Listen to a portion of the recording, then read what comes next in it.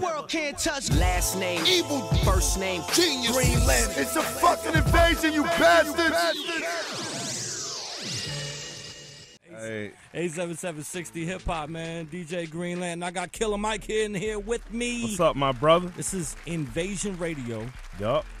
Hip Hop Nation. Yup. Sirius XM Channel 44. You know, I would have been here if it was community radio for you, though. You Don't feel matter. Me? You know, you called me up, said, I need you. I'm here. Yes. You hit me up crazy, too, out of nowhere. I did. Like, Mike, what you doing? No, I said, Mike, tell me you in Atlanta. Yeah. Tell me you coming and fuck with me on the radio. I'm fucking with you all the way. Yes, sir. I've been rocking to this album, man. Thank you. This rap music. Rap music. I've been starting my show with the Reagan joint. Yes, sir. And then I switched it up today. I started it with, oh man, what's the joint I started it with? I'm drawing a blank. That shit was hard as fuck, though. The title track, rap music. Yeah. I'm trying to get all the words memorized for tour. I leave for tour next Tuesday, so I'm rehearsing. So, okay, rap music is out right now. Yeah. It's a out full for album. A couple weeks, yeah.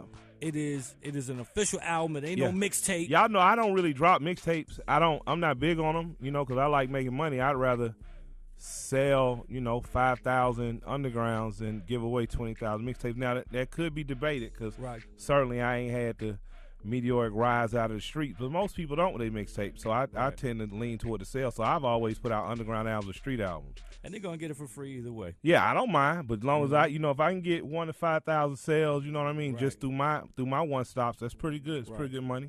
And a lot of times sometimes people want the official iTunes joint. Boom. Well, yeah, I think people should get this album because there's a whole backstory you guys are going to see as the months progress. Like in September, you'll see Fahamu Piku and I. We're going to be, actually in July, we're going to be with Brother Dick Gregory speaking, but Fahamu Piku is a neo-realist painter right here in Atlanta. He's one of the burgeoning people on the art scene. He actually designed the album cover and the paintings. I commissioned him to do it, so that was a way for me because he's a hip hop artist essentially.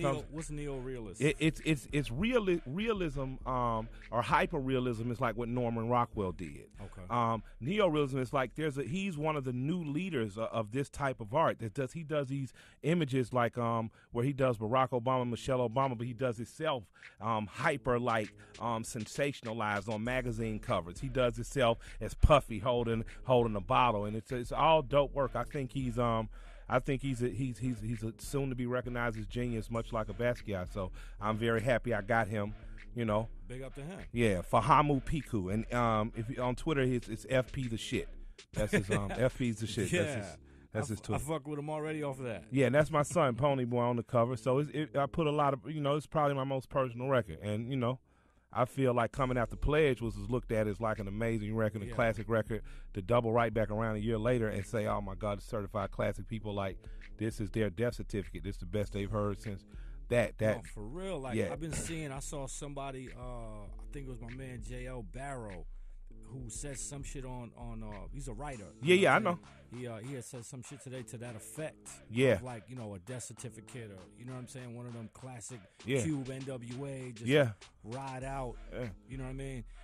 I really think Killer Mike has found the perfect recipe of saying shit, quote unquote. Yeah. You know what I'm saying? Like, AKA, we used to call dropping knowledge. Yeah, you gotta drop some jewels. But say some shit these days. That's what you gotta say some. He be saying that shit. He be saying some shit. And then just some ride out shit. Yeah. You know what I'm saying? I mean, that's me.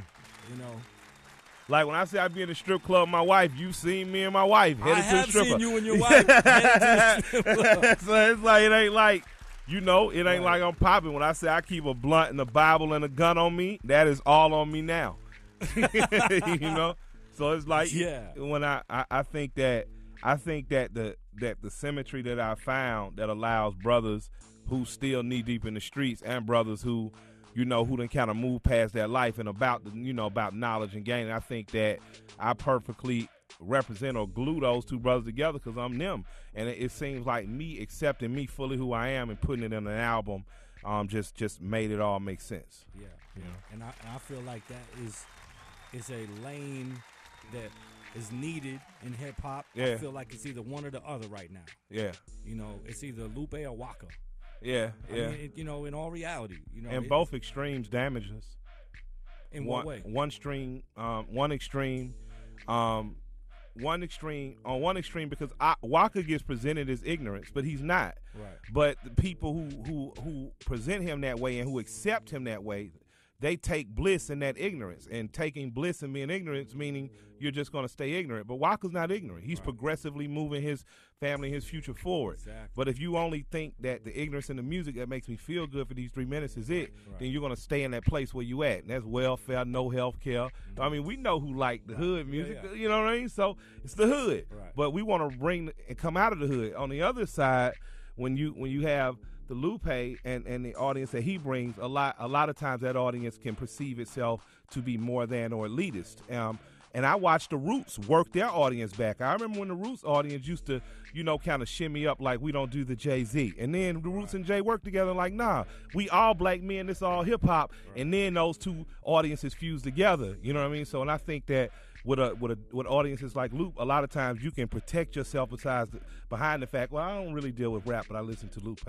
So I think that, at the end, all of us need a little ignorance, and all of us got to need some intelligence, because America's, dying slowly from lack of education. So man, they want to cut the school bill of prison. Man. That's a whole nother conversation. 877-60 hip-hop. I'm going to get into this album, man. Rap music. It's the invasion. 3 letters. The evil genius. Bring them. 877-60 hip-hop. Invasion on Hip Hop Nation. That's what it is, man. We here every Monday night, 10 p.m. to midnight. It's the invasion.